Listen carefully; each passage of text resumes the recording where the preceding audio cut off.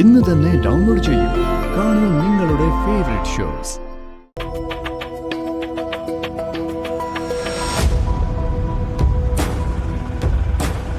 ആ മോനെ, വണ്ടിയൊന്നും കിട്ടിയില്ലേ? ഒരു ഓട്ടോ വരുന്നുണ്ട്. ആ മോനും ചോദിച്ചു നോക്ക്.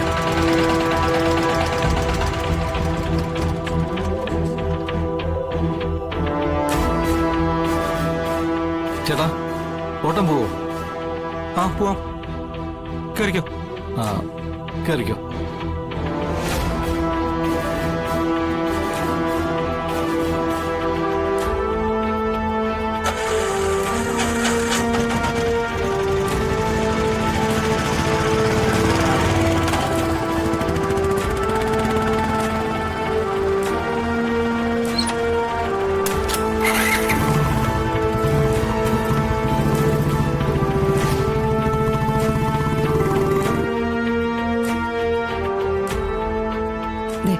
ജീവിതത്തിൽ ഇതിലും വലിയ പ്രതിസന്ധികൾ നേരിട്ടതല്ലേ നമ്മള്.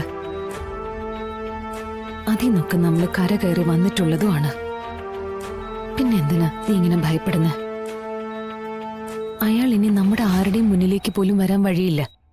പോലീസ് അയാളെ തേടി സിറ്റി മുഴുവൻ കറങ്ങിക്കൊണ്ടിരിക്കുക. എല്ലാവരുടെ കണ്ണും വെട്ടിച്ച് അയാൾക്കങ്ങനെ ഒളിച്ചിരിക്കാനും പറ്റില്ല. എന്റെ കാര്യത്തിൽ യാതൊരു ഭയവും ഇല്ല കുഞ്ഞേച്ചി. കാരണം എന്നെ കൊല്ലാനല്ല അയാള് വന്നത്, രോഹിത്തിനെ കൊല്ലാന്.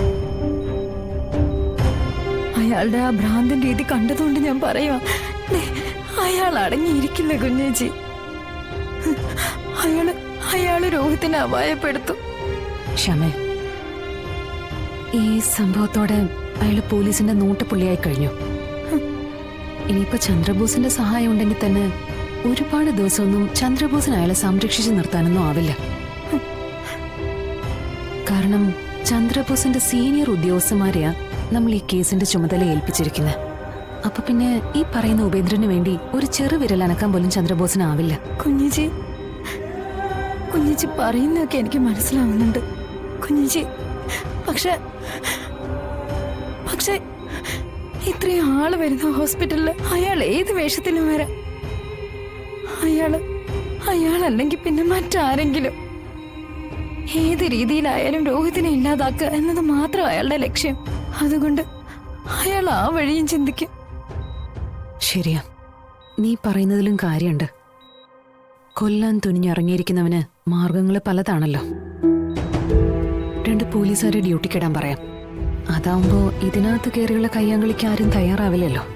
കുഞ്ഞിച്ചി, എന്തൊക്കെ ദുരിതങ്ങളാ നമ്മളീ സഹിക്കുന്നത്. നമ്മുടെ ജീവിതം എന്താ ഇങ്ങനെയായി പോയത്? നമ്മളെ ഓർത്ത് കരയാൻ മാത്രമാ നമ്മുടെ അമ്മയുടെ വിധി.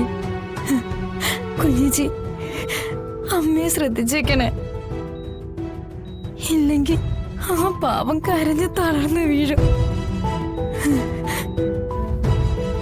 മാഡം, അധികം സംസാരിപ്പിക്കരുതെന്ന് പറഞ്ഞിട്ടുണ്ട്.